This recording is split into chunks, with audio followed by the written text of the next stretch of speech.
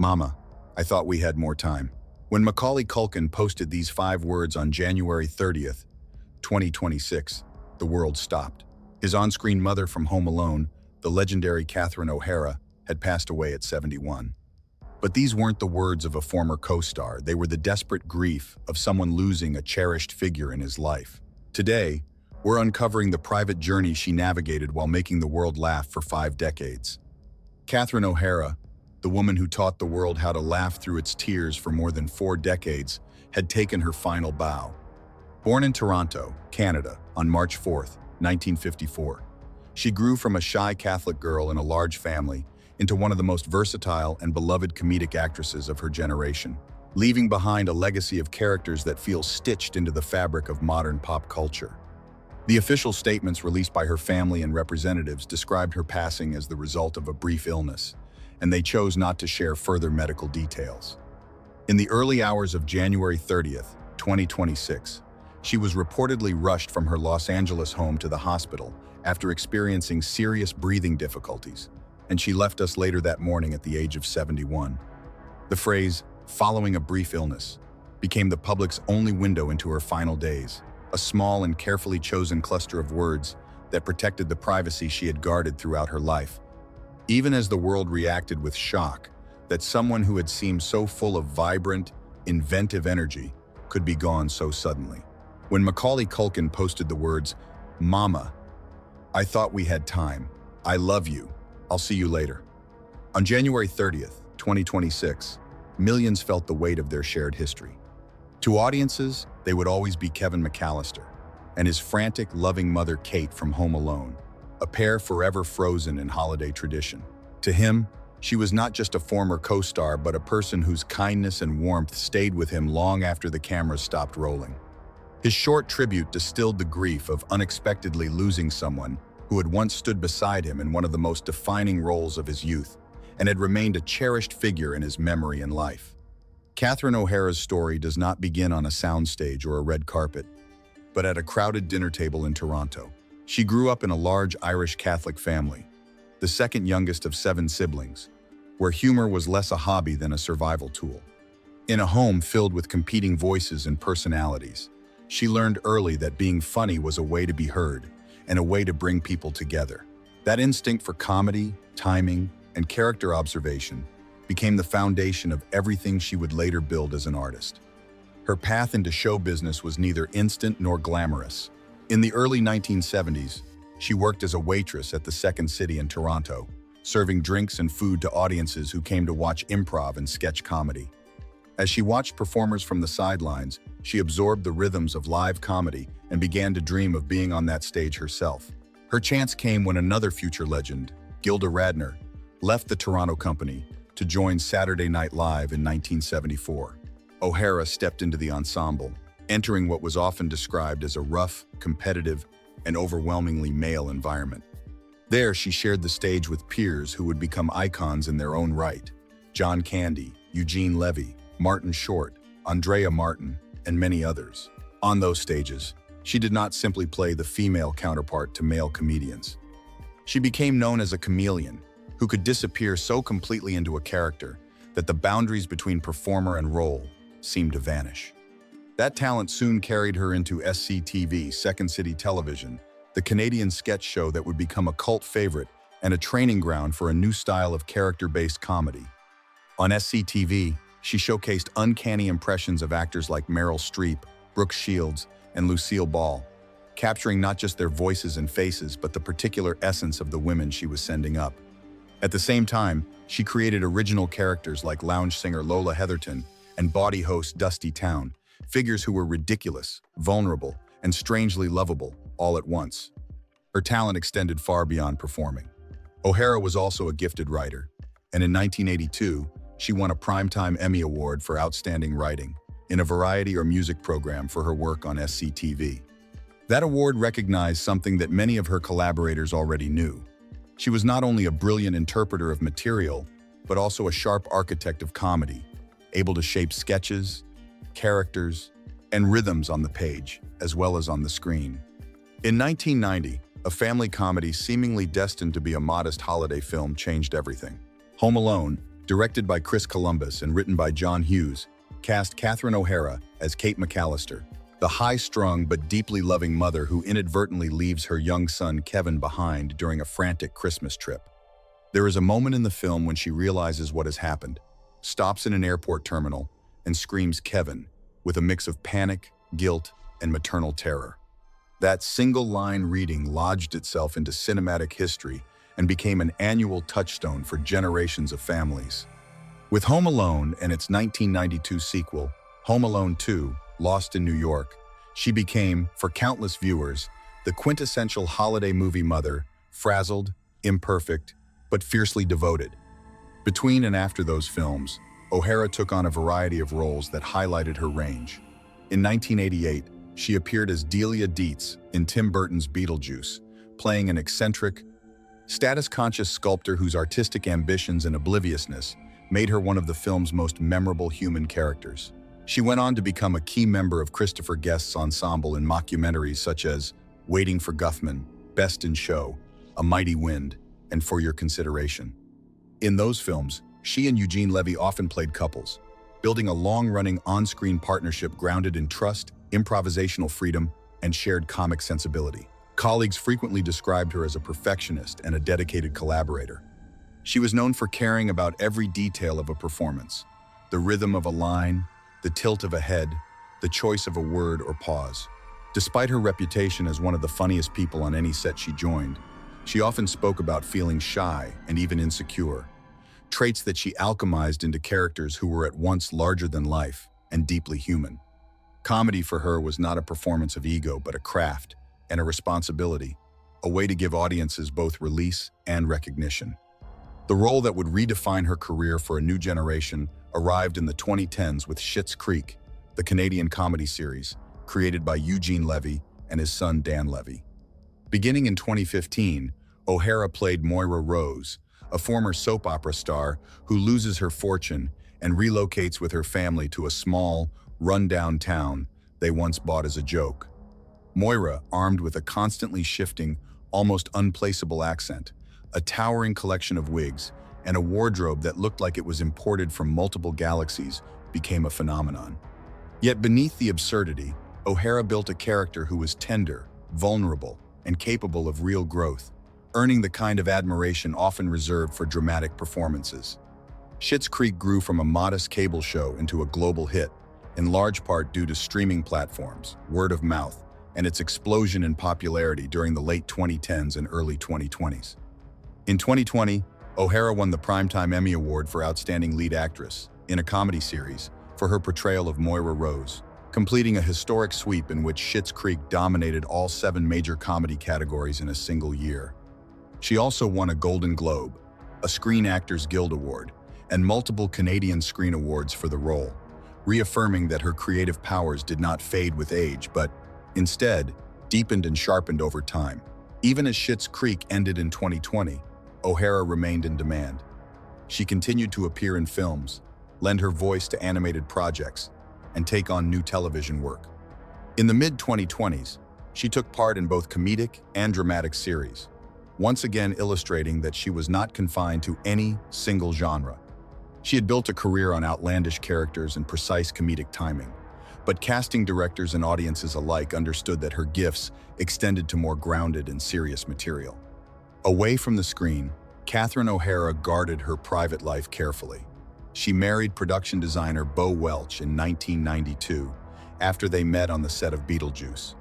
She rarely exposed her family in media, and interviews about her personal life were usually light, affectionate, and discreet. That same instinct for privacy applied to her health. While she was open about certain aspects, such as the fact that she had been born with dextrocardia and Situs inversus, a rare condition in which the heart and other internal organs are positioned as mirror images of typical human anatomy, she neither framed it as a tragedy nor invited the world into her medical life. She tended to treat it with humor and matter-of-factness rather than melodrama. Her congenital condition fascinated many people when it became more widely known. The idea that her heart literally beat on the right side of her chest felt symbolically fitting for a performer who so often seemed to view the world from a slightly skewed, surprising angle. But medical experts emphasize that this condition is often compatible with a normal lifespan and does not, in itself, inevitably lead to severe illness. For O'Hara, it became another detail in a life defined not by limitations but by the characters she brought to life and the people she worked with and loved. Over the years, she mourned friends and colleagues from the comedy world, including many fellow veterans of Second City and SCTV who passed away far too young. One of the most painful losses was that of John Candy, who left us suddenly in 1994 at the age of 43. O'Hara and Candy had shared a romantic relationship early on, and then a long friendship and professional bond. She delivered a moving eulogy at his memorial in Toronto, speaking about his warmth, generosity, and principles. That moment showed a different side of her strength, the ability to stand before a grieving audience, heartbroken herself, and still offer comfort through stories, memory, and measured words. As tributes poured in after Catherine O'Hara's own passing, colleagues, friends, and fans highlighted many of the same qualities. Her kindness on set, her willingness to support younger performers, her tireless work ethic, and the unusual combination of fierce comedic bravery and genuine modesty. Fellow actors described her as the first to praise other people's work and the last to demand special treatment. Writers spoke about how she elevated material, finding emotional beats and comic notes that no one else had seen on the page. Crew members recalled a professional who arrived prepared, stayed focused, and made everyone around her feel that they were part of something worth doing. In the public sphere, reaction to her passing briefly seemed to quiet the usual noise of gossip and scandal that surrounds celebrity culture. News outlets and social media conversations centered not on controversy but on gratitude and grief. Clips from Home Alone, Beetlejuice, Schitt's Creek, the Christopher Guest films, and early SCTV sketches were shared endlessly, allowing people to revisit the performances that had once made them laugh in movie theaters, living rooms, or on laptops late at night. Younger viewers, who may have first discovered her as Moira Rose, were introduced to her earlier work. Older fans revisited the roles that had shaped their sense of comedy. Her passing also sparked broader reflections on what we expect from the performers who make us laugh.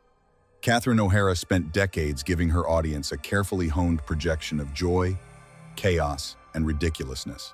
Yet, like every artist, she carried her own private worries, losses, and vulnerabilities. The gap between what we see on screen and what we will never know about a person's inner life became part of the conversation about her legacy. She reminded the world, even in her final chapter, that behind every beloved character is a real human being whose life cannot be fully summarized in filmographies or award lists. Catherine O'Hara's story is not a tale of scandal, exposure, or tragic confession. It is a story of sustained excellence, of creative curiosity that did not dim with age, and of a woman who navigated a ruthless industry while insisting on keeping parts of herself for those closest to her. Her last act, as far as the public record shows, was in keeping with the rest of her life. Dignified, private, and defined by the work, not the spectacle. She lived with a rare congenital condition called Situs inversus, with dextrocardia, a medical anomaly that occurs in only 1 in every 10,000 births. Her heart did not beat on the left side of her chest like most people, but on the right side. Her internal organs were arranged in a complete mirror image of typical human anatomy, built differently from the very beginning of her life. Perhaps that is why she saw the world so differently too. Perhaps that physical difference gave her a perspective that allowed her to create characters that felt both deeply human and wonderfully alien at the same time. But behind all the laughter, the brilliant comedic timing, and this unique biology, lay a fierce determination to protect her privacy at all costs. She maintained silence regarding her health and her physical challenges, keeping those details sacred until that fateful January morning. What truly happened in those final 72 hours remains largely unknown to the public, as her family chose to keep those intimate moments private. To truly understand the depth of the silence she has left behind in the entertainment industry and in our hearts, we must first appreciate the magnificent symphony of laughter she conducted for nearly 50 years of professional work.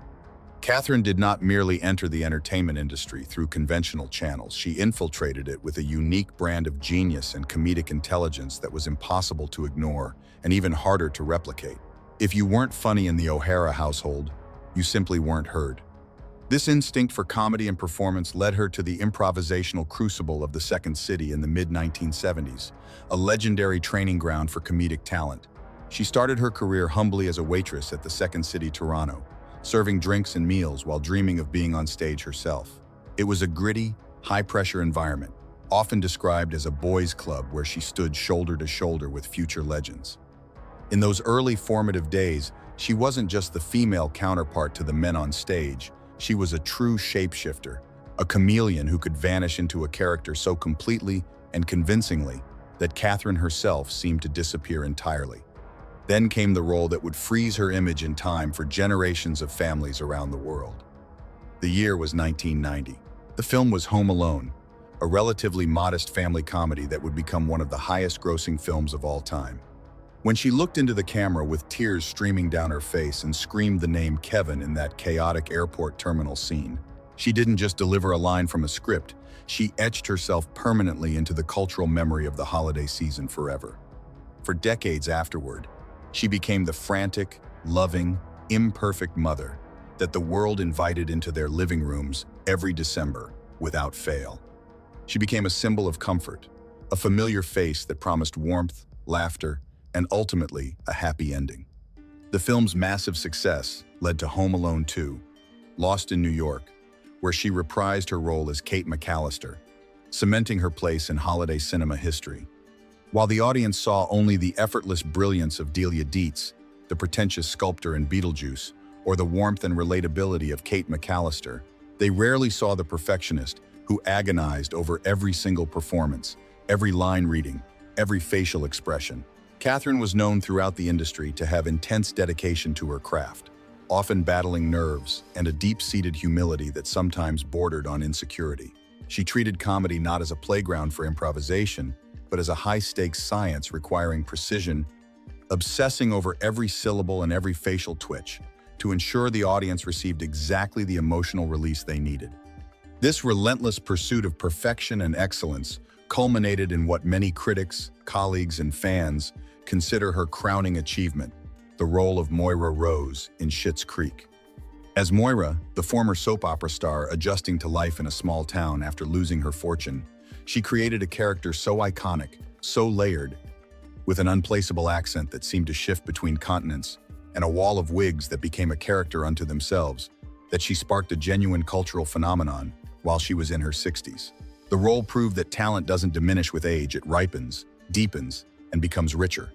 She won the Primetime Emmy Award for Outstanding Lead Actress in a Comedy Series in 2020, along with the Golden Globe Award and Screen Actors Guild Award for the same role. She also won 4 consecutive Canadian Screen Awards for Best Lead Actress in Comedy from 2017 through 2021 for this performance. The world saw a woman at the absolute summit of her creative power, sweeping awards, receiving standing ovations, and proving definitively that actresses can achieve their greatest work in their later years. We laughed at her character's elaborate vocabulary and mispronunciations. We mimicked her distinctive style and mannerisms. We assumed she would always be there to deliver the next perfectly timed punchline, the next absurd costume change, the next moment of unexpected vulnerability beneath the glamorous exterior. While the world saw a woman who seemed to have conquered time itself and remained eternally relevant across 5 decades, the reality behind the curtain was complex and deeply human. For Catherine, the long road to glory was paved not just with applause and accolades, but with personal losses and heartbreaking goodbyes that she rarely spoke of in public settings. She belonged to a golden generation of comedians, a tight-knit family forged in the fires of the Second City and SCTV era, and she witnessed too many of them leave this world too soon. The most profound and devastating experience was when her dear friend and former romantic partner, John Candy, passed away suddenly in 1994 while filming in Mexico. He was only 43 years old. It was Catherine who stood before the grieving world at his Toronto memorial service to deliver a eulogy, somehow masking her own completely shattered heart to comfort others who were mourning. She shared intimate stories of their friendship that began in 1974 when he personally convinced her to audition for Second City Toronto, changing the trajectory of her entire life. In her eulogy, delivered with remarkable composure despite her grief, she spoke of John's extraordinary kindness, his legendary generosity, and his unwavering principles. John's life had meaning. John had principles. He lived by them. He worked by them, she said powerfully to the assembled mourners. She concluded with touching, poetic words that captured both her love and her loss. God bless dear John, our patron saint of laughter. God bless and keep his soul. I will miss him. Her voice barely wavered, though everyone present knew her heart was breaking. That moment defined her character and her approach to adversity. She learned early on that the show must go on, even when the laughter inside you has completely faded away. Even when grief threatens to consume you, you stand up and you perform. This philosophy of professional silence and private suffering became her protective armor in an industry that often discards women as they age, that values youth over experience, and that can be ruthlessly unforgiving. Andrew Alexander, the former CEO of the Second City, who worked closely with O'Hara throughout her early career, mentioned in interviews following her passing that he had been in contact with her former SCTV colleagues in the days following the news. He said they were all in profound shock because she was very private about her health issues and any struggles she might have been facing. Even those who had known her for 50 years had no idea anything was seriously wrong. The physical toll of dedication to one's craft is something the cameras rarely capture and audiences almost never see. Filming a demanding show like Schitt's Creek, with its elaborate costumes, complex character work, and rigorous shooting schedule, or taking on dramatic roles in prestige projects, requires a level of stamina and endurance that would exhaust someone half her age. Yet she never let the mask slip in public. She never complained about being tired or unwell. She had been nominated for Emmy Awards in 2025 for both The Studio, a comedy series about Hollywood, and The Last of Us, a post-apocalyptic drama that represented a significant departure from her usual comedic work. This demonstrated her remarkable range and her continued relevance in an industry obsessed with the new and the young. Colleagues and co-stars often described her as deeply committed to her work, frequently the first person to arrive on set in the morning and the last to leave at night. She was a perfectionist who would never burden a production with her own physical discomforts or personal struggles. This dedication to craft, to professionalism, to ensuring that every project received her complete attention and energy, defined her reputation across 5 decades of work. There is a profound irony in the life of a performer, particularly one as dedicated as Catherine. They give us their energy, their spirit, their creativity, and their vitality, often leaving very little reserve for themselves. Catherine O'Hara spent decades masterfully perfecting the art of projection, carefully ensuring that when we looked at her on screen or on stage, we saw only life vibrant, uncontrollable, and seemingly eternal. She hid her exhaustion and fatigue behind the impeccable wardrobe and larger-than-life personality of Moira Rose. She hid the natural process of aging behind a wall of creative energy that felt limitless and inexhaustible. She protected us from the reality of her mortality so effectively and completely that when the end finally came, it felt like a glitch in the universe, an error in the natural order of things. As the story of Catherine O'Hara draws to its conclusion, we are left not with answers but with questions, not with closure but with gratitude for what she gave us during her time on this earth.